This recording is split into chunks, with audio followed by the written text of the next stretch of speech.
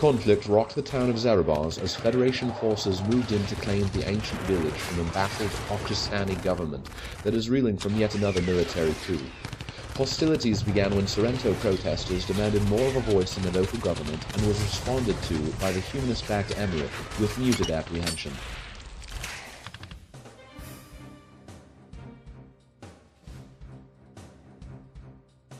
It's the Ouchies Batreps versus Gamers on Games charity games. That's right, we're breaking out the rust with him fielding a United Mercantile Federation unit, compensating the lesser skilled hunters with heavy Panzerfaust, while I am still bringing in the Eastern Sun Emirates, bringing in Black Mambas with that wonderful Blazing Mamba, and kitting out the lesser equipped Jaegers with Max and Bazookas. I win initiative, surprisingly, and I go ahead and place the bazooka-equipped gear down there behind the rocks. I'm trying to bait him to put his stuff south so that I can swing something along the north and hopefully open up. He buys into it. He places a Jaguar down on the south. I respond with another bunch of gears in the north, and he slowly begins moving his deployment north in response to how I'm deploying. Unfortunately, he does not deploy heavy one way or the other, and I end up placing a lot of my units in the center. I'm still going to compensate with that, as I've got most of them set to be at top speed from the beginning, and I go ahead and take advantage of that, blitzing the commander up the center of the town, and hopefully the rest of his compadres can swing around on the northern end to try to open up a denied flank on the northern end of the board. It quickly is apparent that he is a more experienced player than I, and he starts showing me the ropes in the best way that you can teach a new player by using the light rocket pack that's off the back of some of these gears that I would have just casually tossed aside like some sort of cheap bottle rocket launcher. No, he manages to line up the shots against the gears in the back, splashes them, and puts both of them into light damage, doing quite a bit of damage to the Jaeger since it bought the field armor. It was a horrible decision to let them sit there all bunched up, and now they're going to start splitting up, hopefully trying to diffuse the amount of fire that they're going to be taking.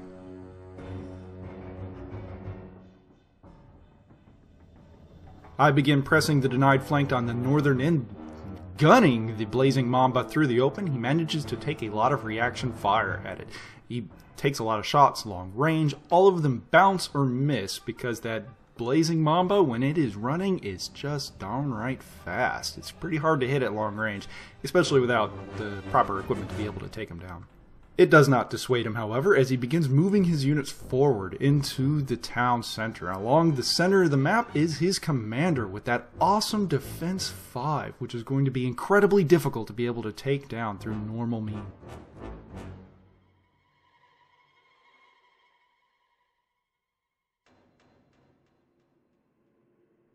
He continues to forward observe and just plaster down the rocket packs onto the gears that are hiding along the center of the map. I'm just trying to hold his attention just a little. I need to spread them out just a little bit more, and so I take the opportunity, put the Jaeger into combat speed, and move him forward behind the little hill in front, and hopefully out of the blast radius of any other rocket pack that he decides to throw that way.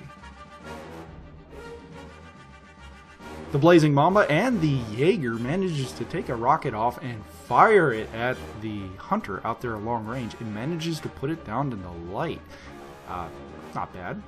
He, however, begins doubling down and moves the two Jaguars and commits them to the southern front, engaging the hunter that is hunkering down behind the hill that's offering very little protection, and the Blazing Mamba that is literally hulled down behind that rock.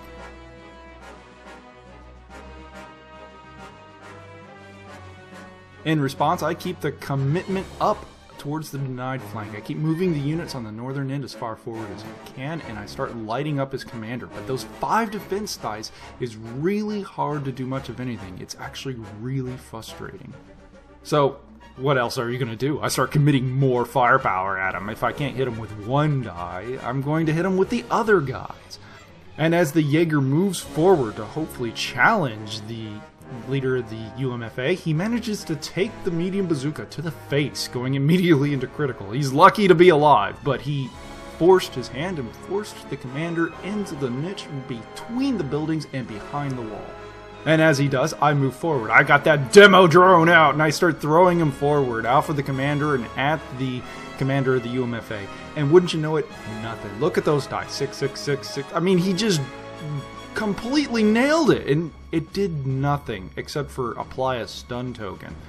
And unfortunately, that was my gambit. Now the southern flank now has to deal with holding off 2 well-equipped gears and another lighter-equipped gear, and there's nothing much to show for it in the northern end. I've got to put a lot of firepower on that leader, or at least start getting some really nasty crossfire. Now that the Jaeger up there is wounded, it's not going to happen. And just as I start considering that, he manages to take another couple shots long range from the collection of gears out there and puts the Jaeger defending on the southern end down.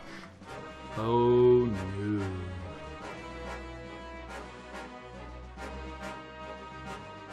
Yeah, I started playing for time right now. I've got to at least recoup a little bit of my phase here because it's pretty clear where the game's going. I can't hurt his commander, and he's already killed one of my gears, and he's putting a horrendous rain of death down there on the Blazing Mamba that he can't hope to live through forever because he keeps managing to wiggle around the hull down position that he's otherwise protecting from. The commander has done nothing to their commander. They're almost within punching distance, and I've got to get that Blazing Mamba moving faster so that he can start opening up the flank on the rear end of the UMFA, because I've got no more time to buy on the southern end.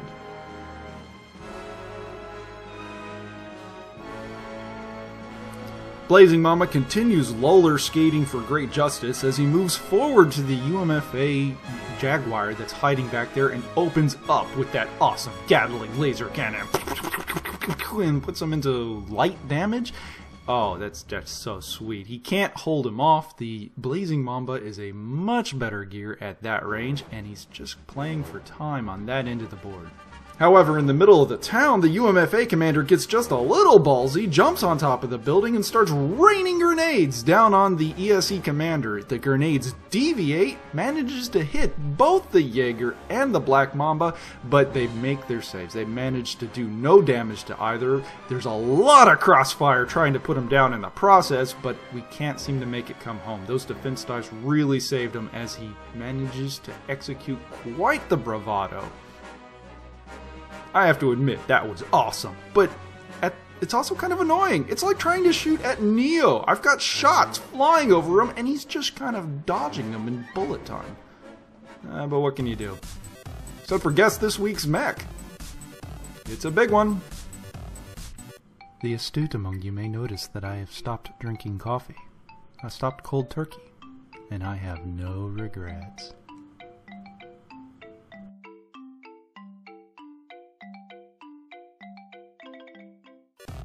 It's the iconic Mammoth Strider, a fantastic northern unit.